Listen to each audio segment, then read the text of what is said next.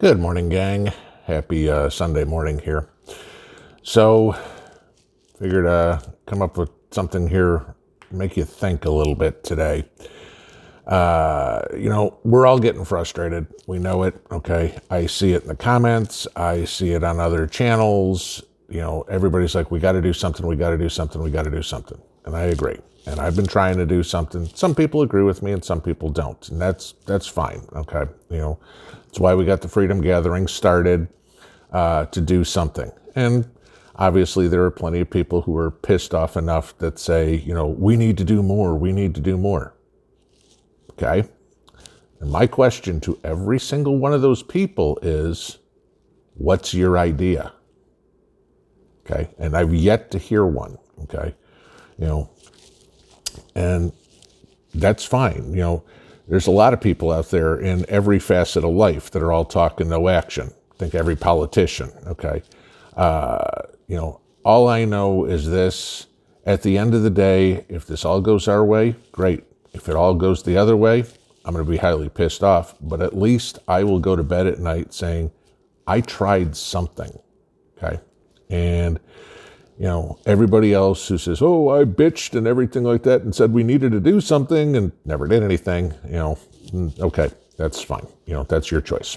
Okay. So that being said, so I wanted to get into something today. I did a live stream with Prepping Outside the Box on Wednesday, and it was very interesting. He had both myself and Prepper Now on the live stream, and he posed some questions to us that really got everybody thinking. And, a couple of and you can go watch the video. I'm not going to rehash the whole thing here, but I'll just kind of give you what the questions are that I thought were very intriguing. You're bugging out, going to your bug out location, and as you're going, you pass, a family, husband, wife, and a couple of kids. What do? Good question. We may face that situation. We had some answers to it. We're all, between the three of us, we're all kind of, I don't want to say left, center, and middle, or left, center, and right, not using left and right in a political way at all. But we all had kind of different thoughts on where to go, which is going to happen, okay? Another interesting question he said was, when you get to your bug out location and find out somebody else has taken the facility, for example, you've got a little cabin in the woods and all your preps are in there, you get there and there's another group of people already residing in your property. What do? And those are some great questions that, people do need to think about. And like I said, if you haven't gone back and watched the video, go check it out. It's his live stream from Wednesday night with me and Prepper Now.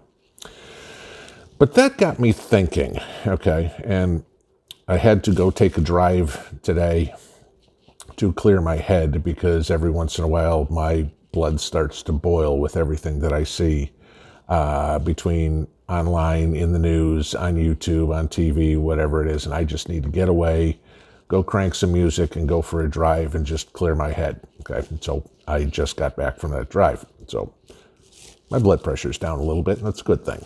Okay. So as I was thinking this morning, we talked about this on Thanksgiving, and where everybody has that one Uncle Joe, as I put it, in the family, who always wants to start a fight. And, like I said to everybody, don't talk politics. You're going to have somebody on the other side. You don't want an argument over Thanksgiving. Okay. But now let's put this into play if things start to pan out the way they seem they're going to, with everything going on in the country, all right? You've heard many people talk about CW, about RW, and that may come. So I pose this question: what if one of your family members is on the other side? How are you going to handle that? Because I get into a situation thinking about this, all right? I'm in my mid-50s. A lot of y'all are relatively close to my age. We all have children that are a generation behind us, in their teens, 20s, 30s for the most of us. I'd say that's probably where our kids are, all right? they're in their teens and in their 20s, they're still in that ideologue type mentality. They've been, faithfully going to their indoctrination camp every day for the last 16 years, 18 years, whatever, however long they've been in school. And so they all think, hey, this is a great idea. Everybody's equal. Everybody gets the same stuff. Nobody's left behind. And sure, on paper, it all makes sense. We'd all love to see everybody gainfully employed, everybody with a nice house, everybody with a belly full of food at the end of the day. Would love to see that, okay? The issue is there's plenty of people out there who aren't willing to do what is necessary to get to that point, okay? But that doesn't come into the head of the ideologue, okay? They're just like, everybody should be automatically given this. Think AOC, for example, okay? Her answer to how do you pay for it all is you just print more money, okay? This is the economics major in her talking. So imagine this scenario, okay? SHTF happens, the country, the world, whatever, has completely gone to hell. And you are sitting in your home, your bug out location, wherever you would be, okay? And all of a sudden, a gang of, as we all like to call them, marauders starts walking down your street, coming up your lawn or whatever, okay? And obviously their intentions are hostile, okay? You can tell. And as you see them out the front window, you notice your cousin, your sister, your niece, your child is in that group. What are you going to do? What are you going to do if shots are fired? Are you going to shoot back knowing that your family member is in there? See, here's the thing to remember, all right? We're preppers. We prep for the worst. These are things you need to think about. Now, chances are somebody in your family, the sister, son, cousin, whatever that's in this group outside, chances are they know you're a prepper. They know you have a stockpile of food, stockpile of, your arsenal and everything that would be included in that, okay? They know you have solar generators, whatever it's going to be, okay? And so while they're all sitting out in their campfire at night going, damn, we're all hungry, what really happens when your family member goes, I got an idea. I know where there's a bunch of food. Now, maybe they don't like you and they're figuring to aggressively take it.